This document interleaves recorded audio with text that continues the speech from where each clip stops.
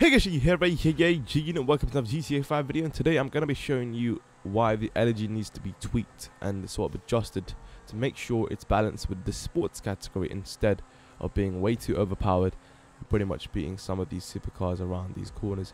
It's ridiculous. Alright, I understand, yes, it's track dependent, yes, it's only beneficial in certain situations, especially around corners and for acceleration.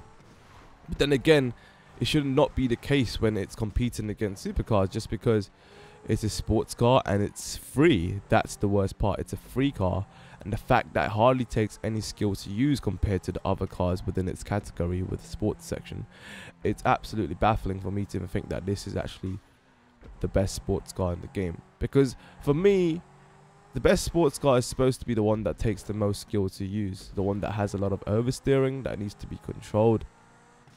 But it's really beneficial if the driver can control that. Yes, I understand. Yes, this car consists of a lot of understeering, but let's be serious. The grip and traction with it is ridiculously easy to control because of that.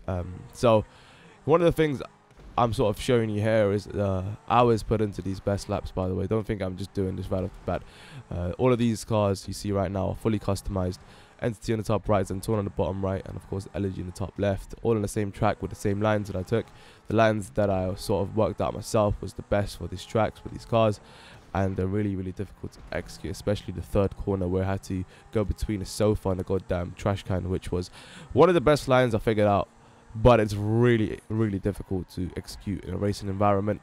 So you can see here, the Entity managed to finish in 1 minute 43.087 seconds, and the Elegy 1 minute 43.464.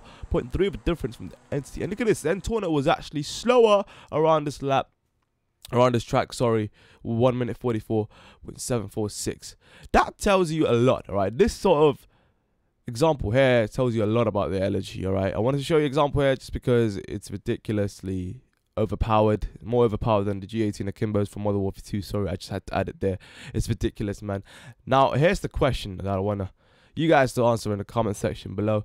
Do you guys think Rockstar should tweak the car and balance it properly and sort of nerf it, in other words, and you know, not to make it overpowered? Because here's my problem. This car literally, right, takes no skill. And I've seen drivers who've, you know, won many races with this car, but when they use a car that actually takes skill, they can't win a single race. You know, that's what I'm trying to say here.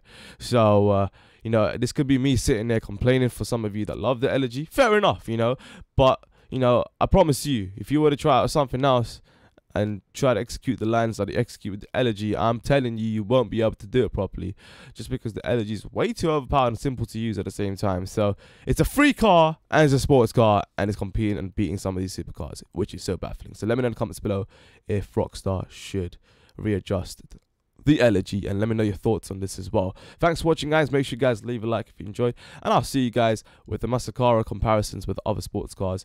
And yeah, that is it. Shaggy. So now, good night, peace. Yeah! Hey guys, here, you know, welcome to GTA 5 car episode 7. Zentorn going against the Both these cars actually, you know, I don't know, it's interesting. I personally thought self-explanatory, just